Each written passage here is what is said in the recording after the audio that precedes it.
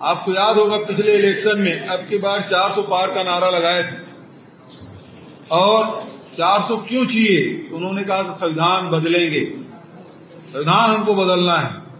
जो संविधान हम सबकी रक्षा करती है वही संविधान खतरे में है।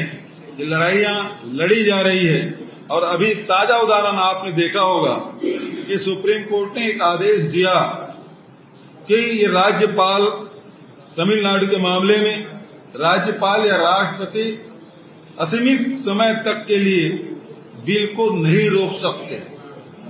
इस आदेश का दूसरा पहलू ये है, इसका अर्थ ये भी है कि जो चुने हुए जनप्रतिनिधि से जो विधानसभा बनता है या लोकसभा बनता है और जनप्रतिनिधि जो कानून बनाते हैं लोगों के हित में, एक मनोनीत व्यक्ति राज्यपाल उसे असीमित समय तक के नहीं रोक सकते।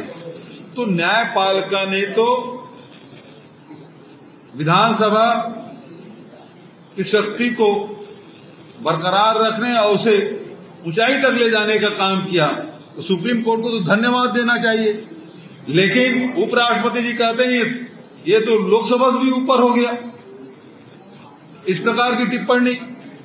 और उसी प्रकार से निशिकांत दुबे अभी जिस प्रकार से चीफ जस्टिस ऑफ इंडिया के खिलाफ जो टिप्पणी की है कि जो गृह युद्ध हो रहा है उसके लिए जिम्मेदार चीफ जस्टिस ऑफ इंडिया है। पहली बात है, गृह युद्ध हो कहां रहा है? कहीं दंगे हो रहे हैं, उसके लिए जिम्मेदार सीजीआई कैसे हो सकता है? तो जो विधि सम्मत है, संविधान में जो व्यवस्था है उसके विपरीत जाके कोई फैसला करे तो उसे समीक्षा करने का अधिकार सर्वोच्च न्यायालय को है।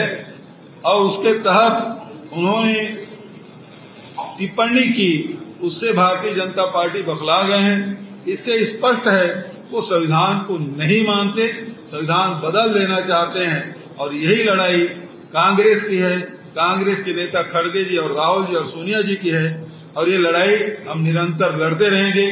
अभी लगातार राहुल जी पे, सोनिया जी पे, प्रियंका जी के परिवार वालों पर यह आक्रमण कर रहे हैं। इससे और प्रदेश के नेताओं पर भी लगातार इस प्रकार से छापे डाल रहे हैं। जो डर जाते हैं, जो वॉशिंग मशीन में धुल जाते हैं, वो कोई मुख्यमंत्री बन जाता है, कोई केंद्रीय मंत्री बन जाते हैं, कोई उप मुख्यमंत्री बन जाते हैं।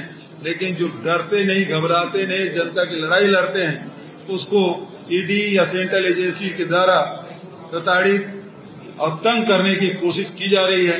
कांग्रेस जन इसे डरते नहीं बल्कि इससे और ताकत मिलती है और पूरी ताकत के साथ भारतीय जनता पार्टी के फांसीवादी नीतियों के खिलाफ लड़ाई लड़ते रहेंगे जनता के हित में।